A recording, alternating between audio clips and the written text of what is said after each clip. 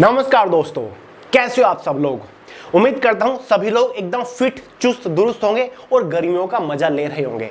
तो भाई गर्मी बहुत ज्यादा पड़ रही है, अपने स्वास्थ्य का ध्यान रखिए, जितना ज्यादा हो सके हाइड्रेटेड रहने की कोशिश करिए। तो भाई हमेशा की तरह लेकर आ चुका हूं 75 डे का चैलेंज, जो कि specially SSC, MTS, CHSL, constable, GD और दिल्ली पुलिस के सभी एग्जाम्स के लिए बहुत ज्यादा महत्वपूर्ण है। केवल 75 दिन तक मेरे साथ जुड़कर चल लीजिए। इन एग्जाम में जनरल अवेयरनेस से एक भी क्वेश्चन बाहर नहीं बनेगा, ये मेरी गारंटी है। जनरल अवेयरनेस की प्रॉब्लम हमेशा के लिए जड़ से उखाड़ के फेंक दूंगा, क्योंकि मोस्ट सिलेक्टेड, एग्जाम ओरिएंटेड, एकदम फिल्टर्ड जीके जीएस के क्वेश्चंस हम कवर कर रहे हैं। हम यहाँ पर पढ़ नहीं रहे हैं, ना ही हम यहाँ पर रट रहे हैं। यहाँ पर हम एक एक क्वेश्चन को डिटेल के साथ डिस्कस करते हैं, हर एक क्वेश्चन को समझते हुए चलते हैं। आज की इस क्लास का भी पीडीएफ आपको प्रोवाइड करा के जाऊंगा, वीडियो को आखिर तक देखते रहिएगा। क्लियर है? तो चलिए गाइस, बहुत ज्यादा टाइम वेस्ट नहीं करते, फटाफट लेक्चर शुरू कर लेते हैं। और अब से डेली रात 9 बजे आपको ये क्लास जरूर मिला करेगी, फिर चाहे आंधी आए तूफान आए, अब से इरेगुलरिटी नहीं आएगी, ये मेरा आपसे वादा है। समझ गए दोस्तों? तो चलिए दोस्तों, आज की क्लास का फर्स्ट क्वेश्चन पढ़ते हैं, बट उससे पहले आपके लिए 2 लाइनें हैं, उनको भी पढ़ लेते हैं। लाइनें क्या है दोस्तों? तरक्कियों की दौड़ में उसी का जोर चल गया, बना के रास्ता जो भीड़ से निकल गया। समझ रहे हो इसका मतलब कुछ? आप हमेशा, काफी सारे लोग बोलते रहते हैं कि भैया मैं बहुत मेहनत कर रहा हूं लेकिन मेरा सिलेक्शन नहीं हो रहा है, मैं इस सरकारी नौकरी के लिए क्यों फॉर्म अप्लाई करूं, क्योंकि कंपटीशन बहुत ज्यादा है, सिलेक्शन के चांसेस नहीं है, भीड़ बहुत ज्यादा है, कंपटीशन बहुत ज्यादा है, मेरा कैसे सिलेक्शन होगा। देखिए दोस्तों, अगर आपको तरक्की चाहिए तो आपको भीड़ से रास्ता बनाना पड़ेगा, यही इन लाइनों का मतलब है। तरक्कियों की दौड़ में उसी का जोर चल गया, बना के रास्ते जो भीड़ से निकल गया। फुल मोटिवेशन के साथ, फुल पॉजिटिव माइंडसेट के साथ, फुल पॉजिटिव एटीट्यूड के साथ आगे बढ़ते रहिए, भीड़ को चीरते हुए रास्ता बनाते रहिए। क्लियर है? बस आगे बढ़ते रहिए, रास्ता ऑटोमेटिकली बनता रहेगा। डिसअपॉइंट नहीं होना है, बीच में डिमोटिवेट नहीं होना, अपनी माइंड को समझा के रखिए। चलिए गाइस, बढ़ते हैं आज की क्लास में थोड़ा सा आगे। समझ गए? चैनल के ऊपर नए हो, सब्सक्राइब करके बेल आइकन को ऑल पे सेट कर लीजिएगा। ठीक है? तो भाई पहला क्वेश्चन है, बेसिक सा क्वेश्चन है, बिल्कुल इतिहास का क्वेश्चन है। गयासुद्दीन तुगलक की मृत्यु के बाद कौन गद्दी पर बैठा? गयासुद्दीन तुगलक। सबसे पहले तो तुगलक वंश की अगर हम बात करें, दिल्ली सल्तनत की गद्दी पर तुगलक वंश की जो स्थापना हुई थी वो काफी इंटरेस्टिंग है, क्योंकि ये एक ऐसा वंश है जिसने सबसे लंबे टाइम तक दिल्ली की गद्दी पर राज किया। तुगलक वंश की स्थापना 1320 में हुई थी। किसने करी थी? गयासुद्दीन तुगलक ने ही करी थी, और 1412 तक इसका राज चला था। क्लियर है? हालांकि गयासुद्दीन तुगलक बहुत ज्यादा टाइम तक राज नहीं कर पाया। 1320 में इसने इसकी स्थापना करी और 1325 में निकल लिया, मतलब इसकी मृत्यु हो गई थी। केवल 5 साल ही ये शासन कर पाया। और गयासुद्दीन तुगलक से रिलेटेड एक इंपॉर्टेंट फैक्ट ये भी है, जो खिलजी साम्राज्य था, अलाउद्दीन खिलजी के बारे में आपको पता होगा। अलाउद्दीन खिलजी के टाइम पर गयासुद्दीन तुगलक, उनके वंश में एक बहुत बड़े पद पर आसीन था, यानी कि बहुत बड़ी जिम्मेदारी संभालता था। जहां खिलजी साम्राज्य खत्म हुआ, इसने तुरंत तुगलक साम्राज्य की स्थापना कर दी और खुद संस्थापक बन गया, राजा बन के बैठ गया, खिलजी साम्राज्य खत्म। समझ गए? तो क्वेश्चन में पूछा जा रहा है गयासुद्दीन तुगलक की मृत्यु के बाद कौन गद्दी पर बैठा? तो भाई इसका पुत्र गद्दी पर बैठा, जिसका नाम था जोना खान। क्या नाम था? जोना खान नाम था। अब ऑप्शन में आपको जोना खान तो नजर नहीं आ रहा है, तो इस क्वेश्चन का सही आंसर है ऑप्शन बी, मोहम्मद बिन तुगलक। मोहम्मद बिन तुगलक को ही जोना खान कहा गया है। जोना खान की उपाधि मोहम्मद बिन तुगलक को ही मिली थी, और ये गयासुद्दीन तुगलक का पुत्र है।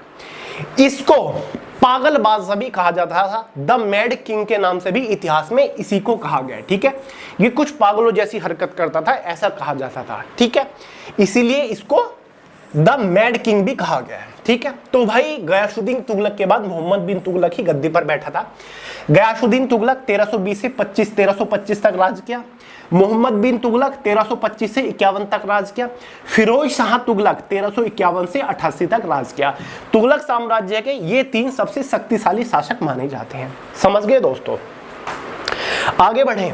खुसरो खान तो ऑप्शन में होना ही नहीं चाहिए था, कंफ्यूज भी नहीं कर सकता, क्योंकि खुसरो जो था ये तो एक कवि था। ठीक है? अलाउद्दीन खिलजी के टाइम पर। अगला सवाल, निम्नलिखित में से कौन सा विद्रोह 1855 से 56 के बीच हुआ था। 1855-56 पूछा जा रहा है, अगर 1857 पूछा जाता तो आप बता सकते हो, क्योंकि सबसे बड़ी क्रांति हुई थी 1857 की, मंगल पांडे ने इसको शुरू किया था। लेकिन यहां पर 1855 से 56 के बारे में बात हो रही है।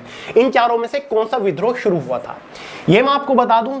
यह जो विद्रोह था बहुत महत्वपूर्ण था। ये एक जनजाति द्वारा शुरू किया गया था, ठीक है। उस टाइम पर बिहार झारखंड में एक जनजाति थी, अब भी है, ठीक है, जिसका नाम था संथाल जनजाति। इन्होंने अंग्रेजों के जो मतलब जुर्म थे उनसे तंग होकर, साथ ही जो बड़े बड़े जमींदार थे उनकी मनमानी से, साथ ही जो राजदार थे या फिर घूसखोर थे उनकी मनमानी से तंग होकर इस विद्रोह को शुरू किया था। 10,000 जो इस जनजाति के लोग थे, संथाल जिसको बोलते थे, उनके साथ इन्होंने इस विद्रोह की शुरुआत करी थी अंग्रेजी शासन के खिलाफ। देखिए, संथाल विद्रोह बिहार के राजमहल पहाड़ियों, जो कि अब झारखंड में है, बसे संथाल जनजातियों का अंग्रेजों और जमींदारों के खिलाफ एक विद्रोह था। संथाल विद्रोह का नेतृत्व सिद्धू और कान्हू ने किया था। ये दो भाई थे, ठीक है। सन 1855-56 के दौरान संथाल विद्रोह हुआ था। भारत में अत्याचारी ब्रिटिश राजस्व प्रणाली, सूदखोरी प्रथा और जमींदारी व्यवस्था ने संथाल लोगों को नाराज कर दिया और दो संथाल भाइयों, जिसमें से एक सिद्धू और कान्हू मुर्मू ने 10,000 संथालों का आयोजन किया और अंग्रेजों के खिलाफ विद्रोह की घोषणा कर दी। संथाल भारत का सबसे बड़ा आदिवासी समूह है। झारखंड, पश्चिम बंगाल, उड़ीसा में पाया जाता है। सिंधु को अगस्त 1855 में पकड़ा लिया गया और पंचकटिया नामक स्थान पर एक बरगद के पेड़ से लटका दिया गया था। समझ गए? तो भाई क्वेश्चन क्या था हमारा, निम्नलिखित में से कौन सा विद्रोह 1855-56 के बीच हुआ? तो भाई संथाल विद्रोह, जो कि अंग्रेजों के खिलाफ था एक तरीके से, और बड़े बड़े जमींदारों और सूदखोरों के खिलाफ था। संथाल जनजाति ने ही इसको शुरू किया था, याद रहेगा। अगला सवाल है, निम्नलिखित में से कौन सा गीत प्रसिद्ध भारतीय संगीतकार राहुल देव बर्मन द्वारा रचित है? राहुल देव बर्मन बहुत ही बड़े संगीतकार थे। जो भारत के पुराने गाने हैं ना, जो बॉलीवुड के पुराने प्रसिद्ध गाने हैं, वो ज्यादातर राहुल देव बर्मन ने ही लिखे हैं या फिर बनाए हैं। पुराने गानों की बात हो रही है, ओल्ड इज गोल्ड जिसको कहा जाता है। राहुल देव बर्मन का जो जन्म हुआ था 27 जून 1939 को हुआ था। 4 जनवरी 1994 को इनका निधन हो गया था, ठीक है। हिंदी फिल्मों के एक प्रसिद्ध संगीतकार थे। इन्हें पंचम या फिर पंचमदा नाम से भी जाना जाता था। मशहूर संगीतकार सचिन देव बर्मन और उनकी पत्नी मीरा की ये इकलौती संतान थे। समझ गए? तो क्वेश्चन में पूछा जा रहा है कि इन चारों में से इनकी सबसे महत्वपूर्ण रचना कौन सी है जो कि राहुल देव बर्मन के द्वारा की गई है? देखिए, ये एक गाना है बॉलीवुड फिल्म का केसरिया, केसरिया तेरा रंग है पिया, है ना। ये ब्रह्मास्त्र मूवी का 2022 में आई थी। तो भाई इनका तो निधन 1994 में हो गया था, तो ये गाना तो हो ही नहीं सकता। एक है ए दिल ए मुश्किल, ये भी रणबीर कपूर की एक फिल्म आई थी, एक गाना था, शायद 2016-17 में आई होगी, तो ये भी नहीं हो सकता क्योंकि ये पुराने गानों के संगीतकार हैं। तो भाई 2 ऑप्शन आपके पास बचते हैं। एक और हिंट आपको दे देता हूं, जो राहुल देव बर्मन थे ना, इन्होंने कई सारे गाने शोले फिल्म में दिए थे। गब्बर वाली जो पिक्चर थी उसमें इन्होंने कई सारे प्रसिद्ध गाने दिए थे। एक जो गाना है ना जहां पर गब्बर सिंह बैठा होता है, महबूबा ओ महबूबा, वो भी इन्होंने ही दिया था। और एक गाना है ये दोस्ती हम नहीं तोड़ेंगे, ये भी इन्होंने ही रचा था। तो भाई राहुल देव बर्मन ने ये दोस्ती हम नहीं तोड़ेंगे इस गाने की रचना करी थी। कुछ उल्लेखनीय गानों में शामिल है तेरे बिना जिंदगी से कोई सिकवा तो नहीं, ये गाना भी इन्होंने ही करा है। ए मेरी टोपी पलट के आ, तीसरी मंजिल, पड़ोसन, 1942, अ लव स्टोरी, ये सारी की सारी रचनाएं राहुल देव बर्मन की है। अगर पूछ ले जाए ये किनके पुत्र थे, तो भाई प्रसिद्ध संगीतकार सचिन देव बर्मन और मीरा के ये पुत्र थे। अगला सवाल, भाई ये क्वेश्चन एसएससी सीएचएसएल 2024 में पूछा जा चुका है, हल्के में मत लीजिएगा कुछ भी दोस्तों।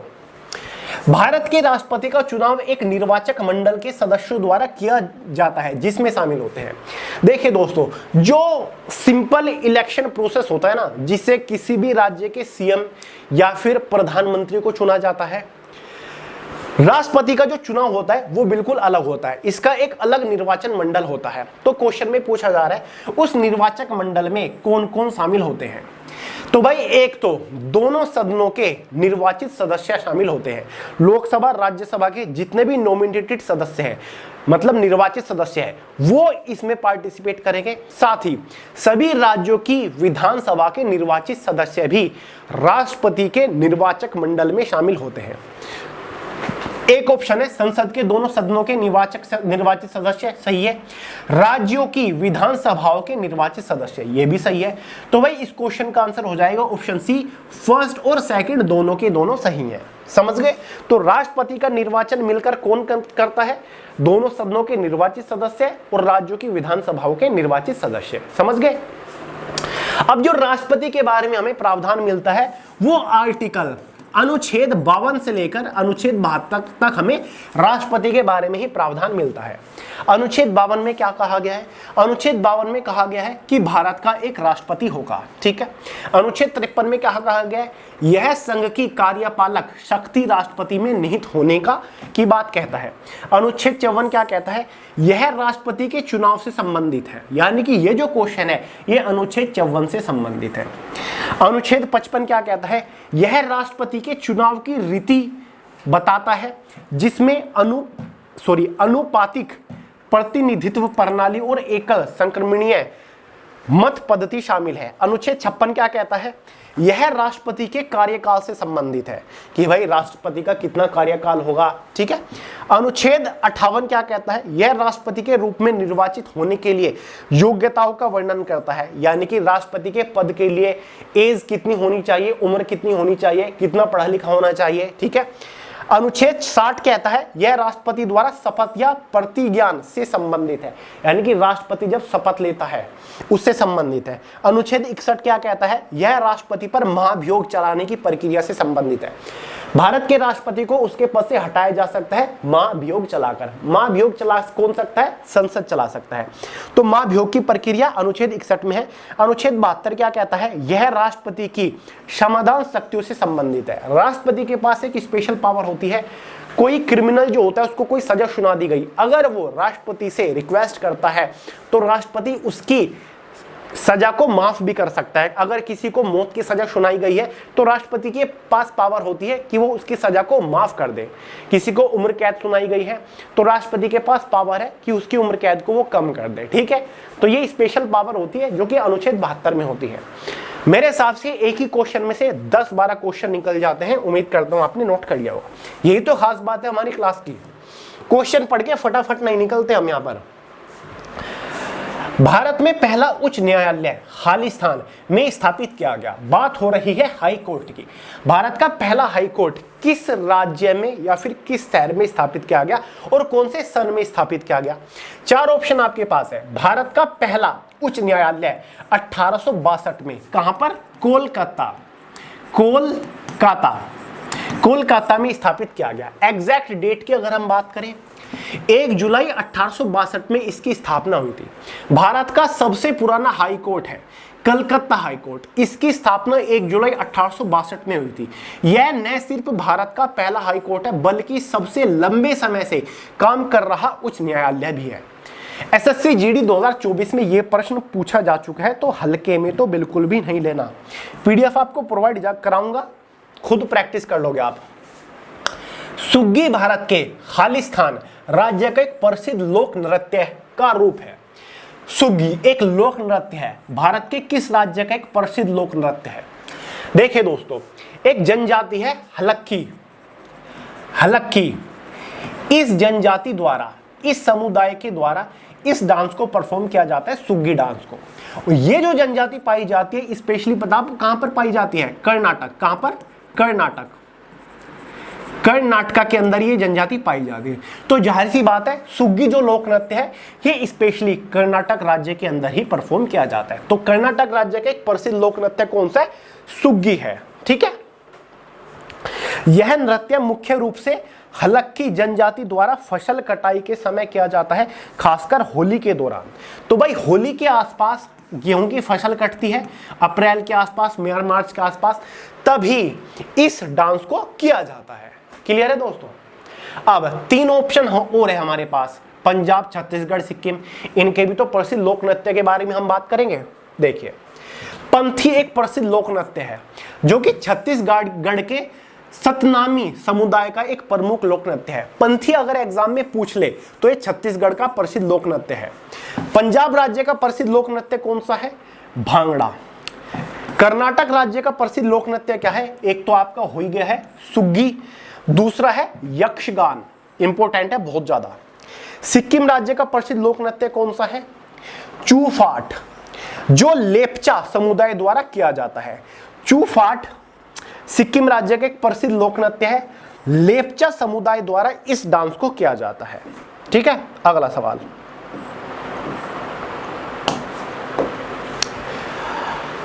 शुरू में ही खालिस्तान है। सिख सुधारकों द्वारा अपने धार्मिक स्थानों में धीरे धीरे घर कर चुकी बुरी सामाजिक प्रथाओं को हटाकर उन्हें शुद्ध करने की शुरुआत की गई थी। 4 बड़े आंदोलन के नाम दे रखे हैं ऑप्शन में। ठीक है दोस्तों, 1900 के आसपास एक ऐसा टाइम आया जब सिख धर्म में भी भ्रष्टाचार फैलने लगा था। सिख धर्म के जो धार्मिक स्थल थे उनमें भ्रष्टाचार फैलने लगा था, भ्रष्ट लोग वहां पर शामिल हो चुके थे, गुरुद्वारों का शुद्धिकरण थोड़ा जरूरी हो गया था। इसी चीज को करते हुए, इसी चीज को ध्यान में रखते हुए सिख धर्म के कुछ बड़े अनुयायियों ने एक आंदोलन की शुरुआत करी जिससे सभी सिख धर्म के धार्मिक स्थलों को शुद्ध करना था, जिसका मकसद, ठीक है, भ्रष्ट जो फैल रहा था भ्रष्टाचार, उसको भी खत्म करना था। ठीक है, तो उस आंदोलन का आपको नाम बताना है। 4 आंदोलन आपके सामने हैं। ठीक है, तो भाई उस आंदोलन का नाम था अकाली आंदोलन, जिसकी शुरुआत 1920 में हुई थी। 1920 से 1925 तक ये आंदोलन चला था। ठीक है, देखिए एक आंदोलन यहां पर है नामधारी आंदोलन, इसके बारे में भी हम बात करेंगे। बाबा राम सिंह ने 1857 में नामधारी आंदोलन की स्थापना करी थी। क्लियर है?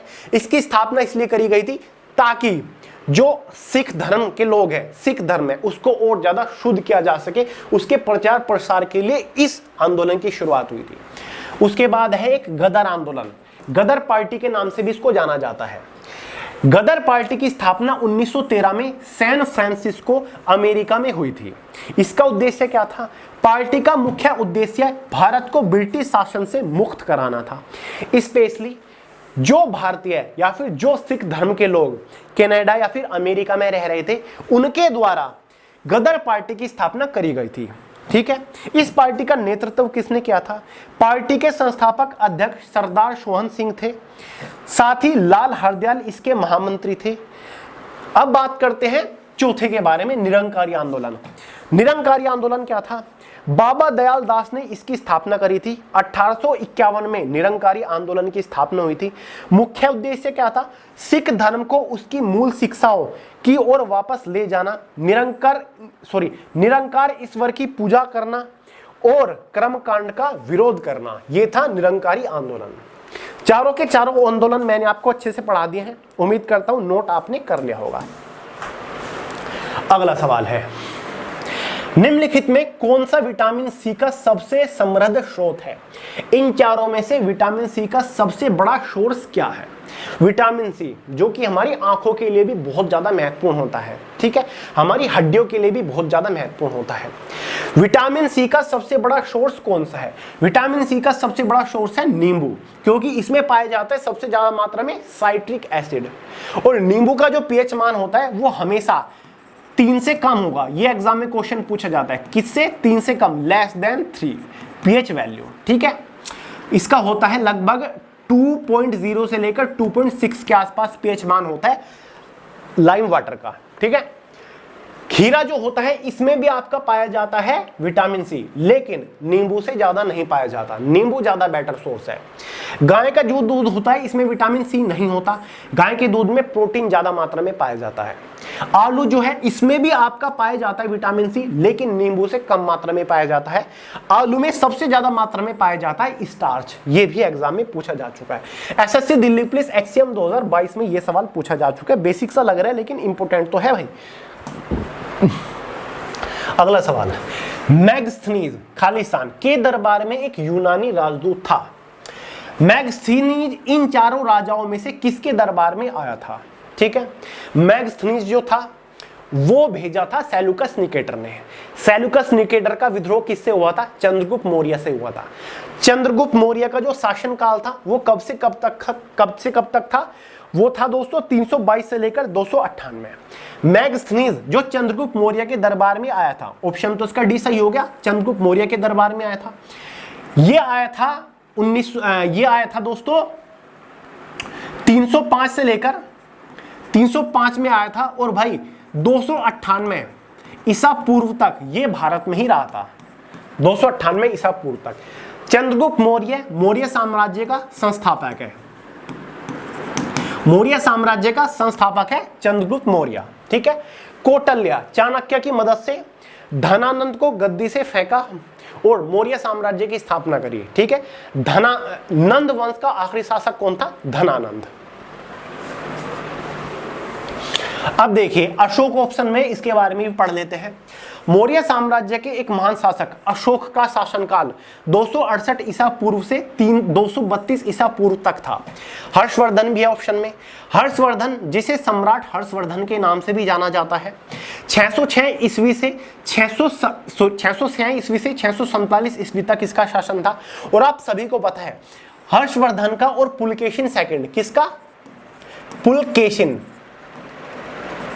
पुलकेशिन सेकंड का एक युद्ध हुआ था जो कि 618 से 619 में हुआ था। ठीक है, नर्मदा का युद्ध इसको बोला जाता है, जिसमें हर्षवर्धन हार गया था। मध्य प्रदेश में हुआ था और वापस कन्नौज लौट गया था, क्योंकि हर्षवर्धन सोच रहा था कि दक्षिण भारत के ऊपर भी मैं विजय हासिल कर लूं, लेकिन वहां पर पुलकेशिन बैठा था जिसने हर्षवर्धन को हरा दिया था। पुष्यमित्र शुंग वंश के संस्थापक पुष्यमित्र शुंग ने 185 ईसा पूर्व में से 149 ईसा पूर्व तक शासन किया। चंद्रगुप्त मौर्य मैंने आपको बता ही दिया है, जो कि मौर्य साम्राज्य का संस्थापक था। 322 ईसा पूर्व से लेकर 298 ईसा पूर्व तक इसने राज किया। अगला सवाल, 2011 की जनगणना के अनुसार निम्नलिखित में से किस केंद्र शासित प्रदेश में लिंग अनुपात सबसे कम है? देखिए दोस्तों, वैसे तो जनगणना हर 10 साल के अंतराल में होती है, लेकिन इस बार जनगणना जो होगी वो 2027 में होगी। कल ही इसका राजपत्र जारी किया गया, क्योंकि पहले दोस्तों कोविड आ गया। वैसे तो 2021 में होनी थी, उस टाइम पर कोविड था भारत में। उसके बाद इलेक्शन भी कंडक्ट कराए गए, उसके बाद युद्ध की समस्या भी बन गई, जिसकी वजह से जनगणना डिले हो गई है। ठीक है, अब 2027 में हो गई, लेकिन जितने भी सवाल पूछे जाएंगे एग्जाम में वो 2011 की जनगणना के अनुसार ही पूछे जाएंगे। तो भाई 2011 की जनगणना के अनुसार इन चारों में से वो कौन सा केंद्र शासित प्रदेश है जिसका लिंग अनुपात सबसे कम था? लिंग अनुपात किस तरीके से मापा जाता है? उस केंद्र शासित प्रदेश या फिर राज्य के में 1000 पुरुषों पर कितनी महिलाएं आती हैं? जैसे कि भारत का जो लिंग अनुपात है 2011 की जनगणना के अनुसार वो 943 है। 1000 पुरुषों पर 1000 मेल पर 943 फीमेल है। ठीक है, लेकिन अब ये कुछ और ही आएगा। अब लिंग अनुपात काफी बढ़ चुका है भारत का। ठीक है, देखिए दोस्तों, 2011 की जनगणना के अनुसार दमन और दीव में प्रति 1000 पुरुषों पर 618 महिलाएं थी, यानी कि बहुत सारा कम था, जो कि किसी भी केंद्र शासित प्रदेश में सबसे कम लिंग अनुपात है। तो भाई सबसे कम लिंग अनुपात दमन और दीव में है, 618 महिलाओं का। अब आप पूछोगे कि भैया सबसे ज्यादा लिंग अनुपात किस केंद्र शासित प्रदेश में है?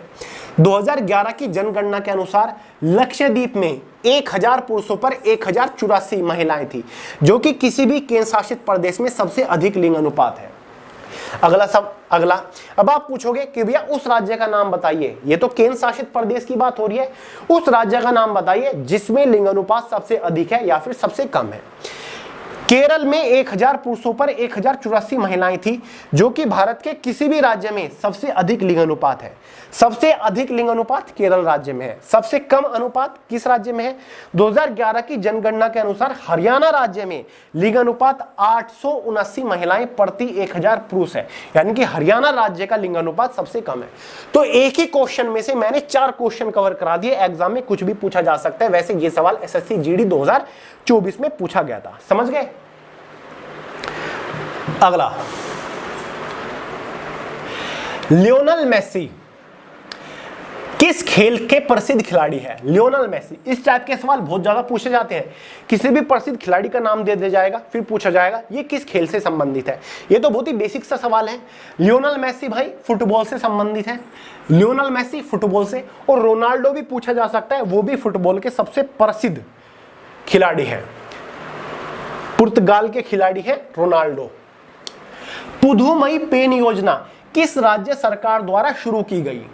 इस टाइप के सवाल तो भाई भर भर के पूछे जाते हैं, स्पेशली एसएससी एग्जाम में। एक योजना का नाम दे दिया गया जिसका नाम है पुदुमई पेन योजना, किस राज्य सरकार द्वारा शुरू की गई। सबसे पहले तो समझेंगे पुदुमई पेन योजना है क्या। देखिए दोस्तों, कक्षा 6 से लेकर कक्षा 12वीं की जितनी भी छात्राएं होंगी, आने वाले टाइम में उनका कोई भी डिप्लोमा या फिर आईटीआई या फिर कोई भी कंप्यूटर कोर्स या फिर कोई भी अगर वो डिग्री करना चाहती हैं सरकारी संस्थाओं से, तो भाई राज्य की सरकार उनको वित्तीय मदद देगी, वित्तीय हेल्प देगी, वित्तीय सहायता देगी।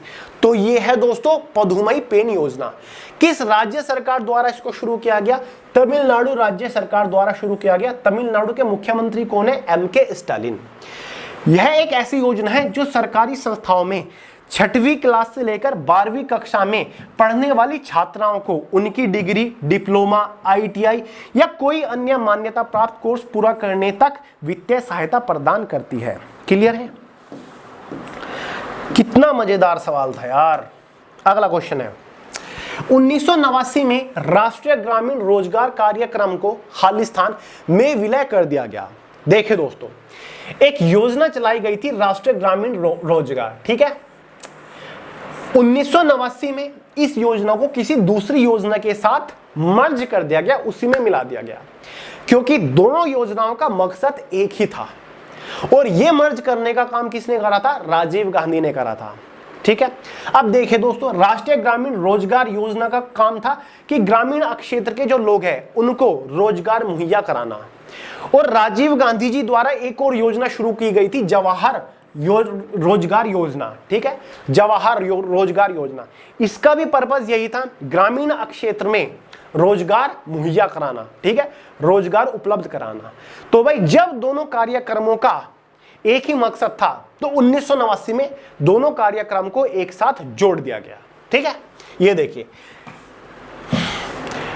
जवाहर रोजगार योजना जिसका उद्देश्य ग्रामीण क्षेत्रों में रोजगार के अवसर पैदा करना था। यह योजना राष्ट्रीय ग्रामीण रोजगार कार्यक्रम और ग्रामीण भूमिहीन रोजगार गारंटी कार्यक्रम को मिलाकर बनाई गई थी। इसका मुख्य लक्ष्य प्रति व्यक्ति 90 से 10 दिनों का रोजगार उपलब्ध कराना था, खासकर पिछड़े जिलों में। यानी कि जो पिछड़े जिले हैं उनमें हर एक व्यक्ति को 90 से 100 दिनों का रोजगार प्राप्त कराना था, ठीक है, समझ गए। अगले सवाल की तरफ बढ़ लेते हैं। बैटरी में किस प्रकार का ऊर्जा रूपांतरण होता है?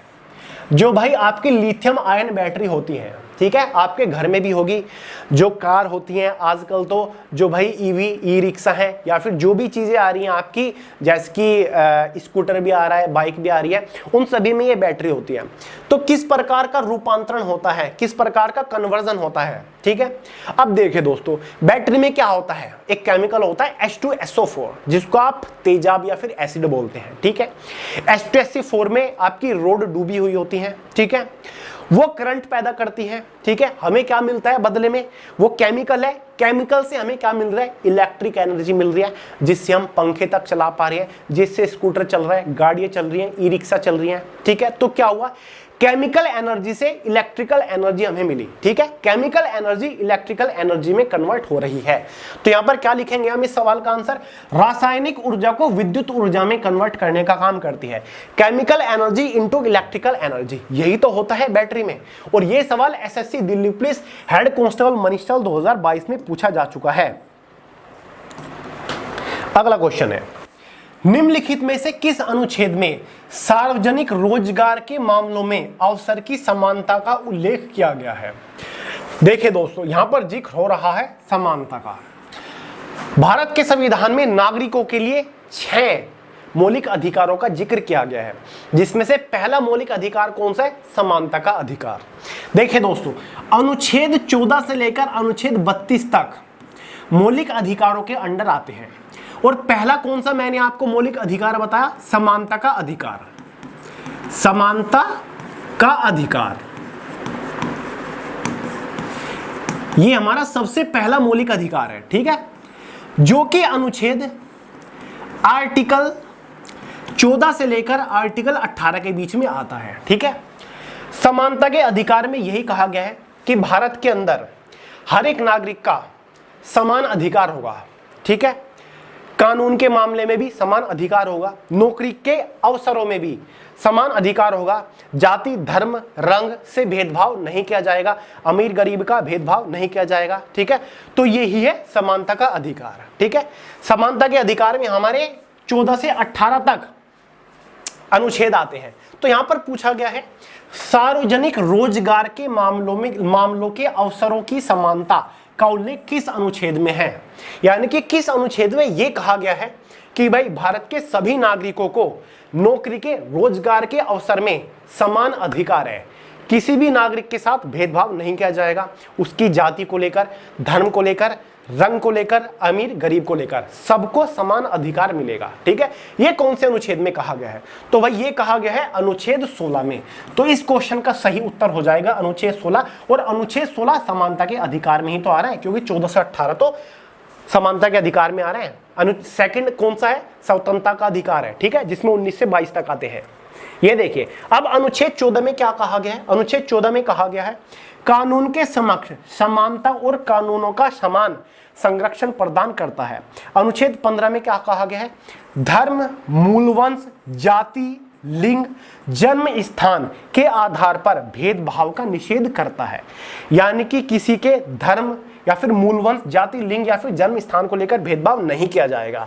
अनुच्छेद 17 कहता है अस्पृश्यता का उन्मूलन करता है। अस्पृश्यता मतलब अनटचेबिलिटी, छुआछूत, ठीक है, इसका उन्मूलन करता है अनुच्छेद 17।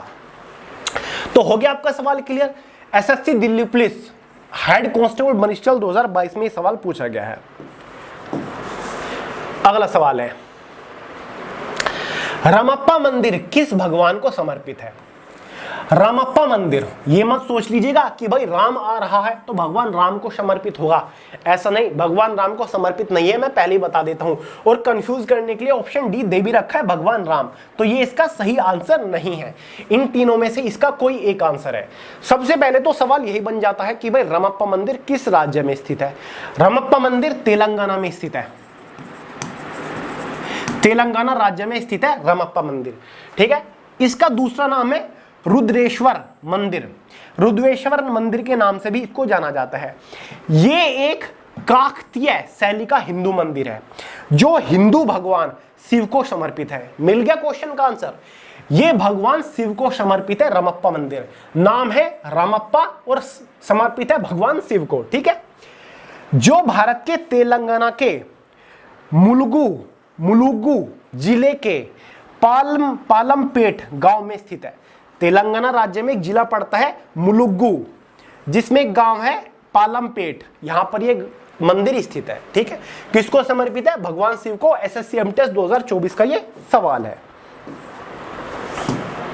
अगला क्वेश्चन, बैसाखी का प्राचीन फसल उत्सव किस वर्ष के किस महीने में मनाया जाता है?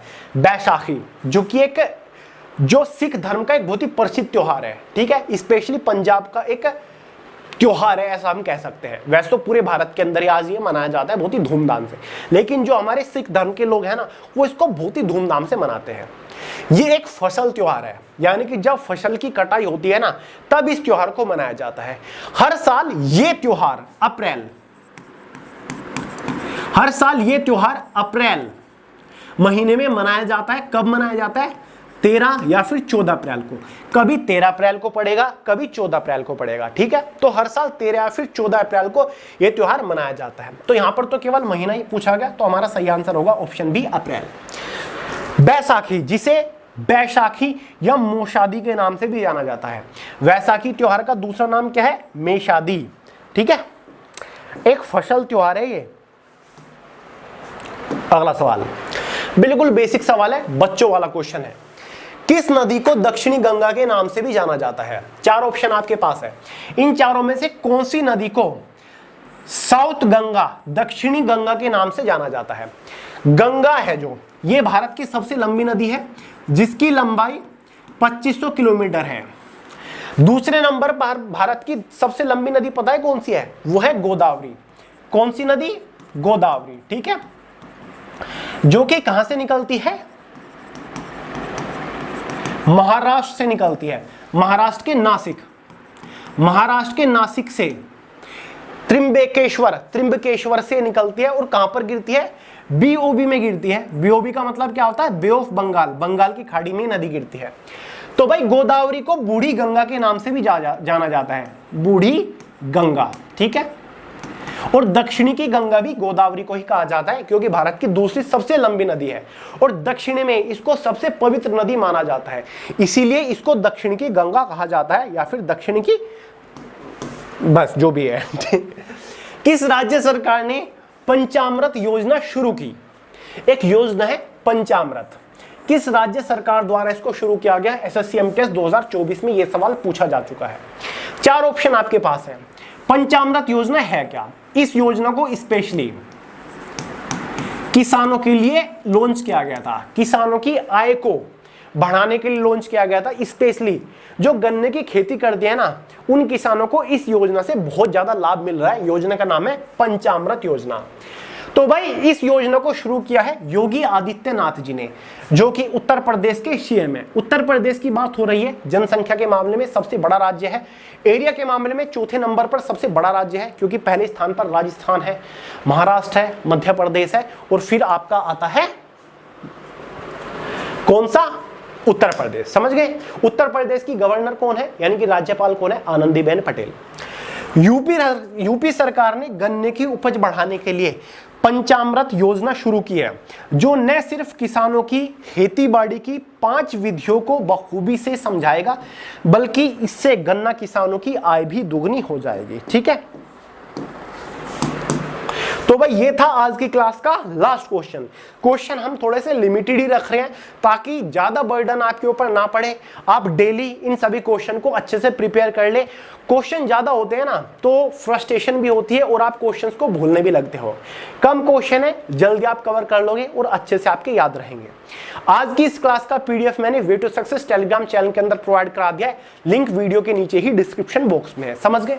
और हाँ, संपूर्ण भारत के इतिहास के most selected, most important multi colour hand written notes मैंने आपको पीडीएफ फॉर्म में, ई बुक की फॉर्म में प्रोवाइड करा दिया, लिंक डिस्क्रिप्शन बॉक्स में। ये भारत के पहले हिस्ट्री के हैंड रिटन नोट्स है जिसमें आपको इंपोर्टेंट थ्योरी के साथ साथ सबसे ज्यादा बार पूछे जा चुके फुल्ली सोल्ड ऑब्जेक्टिव क्वेश्चंस भी बहुत ही इजी और डिटेल्ड एक्सप्लेनेशन के साथ मिलते हैं। लिंक डिस्क्रिप्शन बॉक्स में, तैयारी करना शुरू कर दीजिएगा, ये मेरी गारंटी है। एक बार नोट्स प्रिपेयर कर लीजिए, कभी हिस्ट्री पढ़ने की जरूरत नहीं है, कोई भी बुक पढ़ने की जरूरत नहीं है, किसी टीचर की हेल्प आपको नहीं लगेगी, ठीक है। तो चलिएगा, आज के इस लेक्चर में इतना ही था। मिलते हैं कल रात 9 बजे एक और नई क्लास में, ठीक है। बाकी कोई गवर्नमेंट जॉब अपडेट बीच में आता है तो आपको इन्फॉर्म करा दूंगा। तो चलिएगा, इस वीडियो पसंद आई हो, लेक्चर पसंद आया हो, लाइक करिएगा, दोस्तों के साथ शेयर करिएगा, चैनल को सब्सक्राइब करना मत भूलिएगा। मिलते हैं अगली वीडियो में बहुत ही जल्द, तब तक के लिए जय हिंद।